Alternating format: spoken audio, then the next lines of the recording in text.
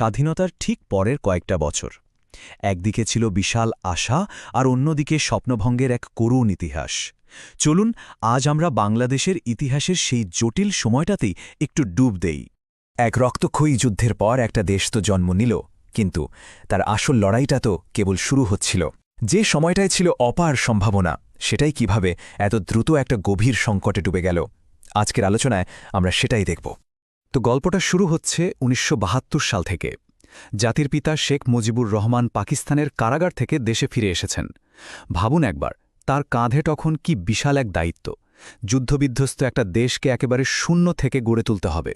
আর শুরুটা কিন্তু ছিল দারুণ আশা জাগানিয়া একতার এক অসাধারণ মুহূর্ত। এর সবচেয়ে বড় প্রমাণ, যখন যুদ্ধকালীন প্রধানমন্ত্রী তাজউদ্দিন আহমদ ফিরে আসা জাতির পিতার জন্য বিন্দুমাত্র দ্বিধা না করে নিজের পদটা ছেড়ে দিলেন। পুরো জাতি তখন একটা নতুন ভবিষ্যতের স্বপ্নে বিভোর। কিন্তু এই আশার আলোটা খুব বেশিদিন টিকল না। খুব দ্রুতই, দেখতে দেখতেই চারদিক থেকে চাপ বাড়তে শুরু করল।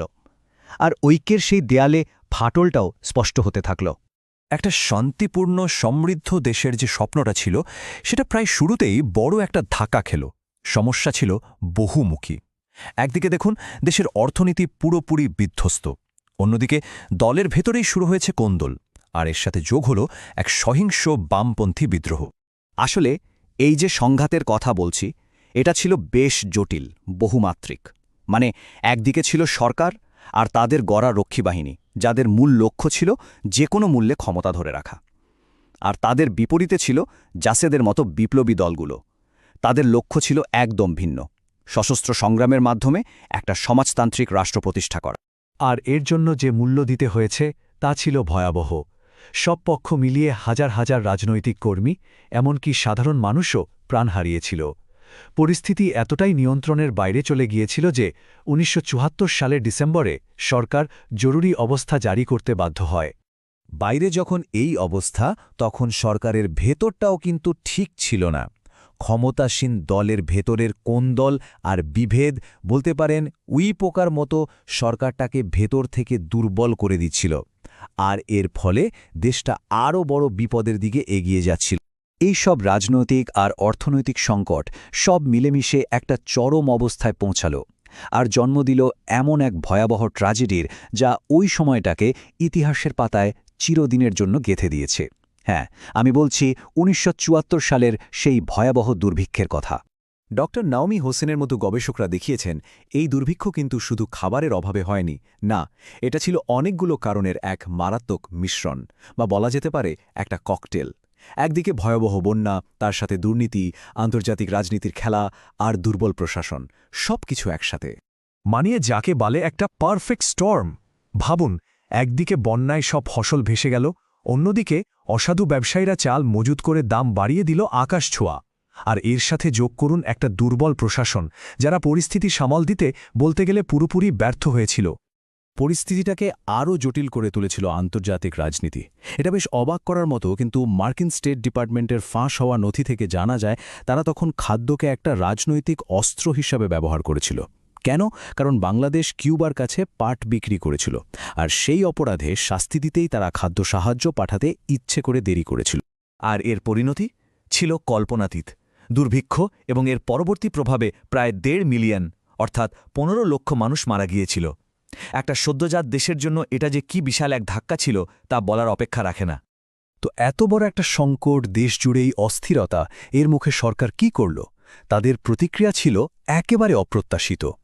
গণতান্ত্রিক পথে না হেঁটে সরকার উল্টো ক্ষমতাকে পুরোপুরি এক হাতে কেন্দ্রীভূত করার পথে এগোল, যা ছিল সোজা কথায় একটা স্বৈরাচারী পদক্ষেপ। এই পদক্ষেপটারই নাম দেয়া হয়েছিল বাকশাল। এর মানে কি ছিল?